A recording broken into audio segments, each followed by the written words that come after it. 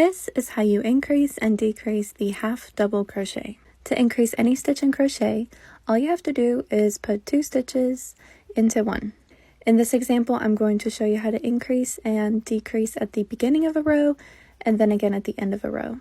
This video is part of a series, so I also have another video up on how to increase and decrease single crochet stitches and double crochet stitches. If you're into these close-up crochet stitch tutorials, be sure to like and follow because I share these every single day. And that's how you increase. To decrease the half double crochet at the beginning of a row, you can just skip the first stitch. If you don't like the gap, you can definitely crochet 2 together, but I'm going to be doing that at the end of the row, so you'll be able to see the difference. So here I'm just going to work my way across.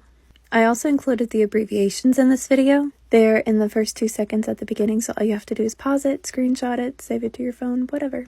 To crochet 2 stitches together, I'm going to yarn over, insert my hook into the stitch, pull up a loop, insert my hook into the next stitch, pull up another loop, and then I'm going to yarn over and pull through all 4 loops on my hook. And that's how you crochet 2 half double crochet together.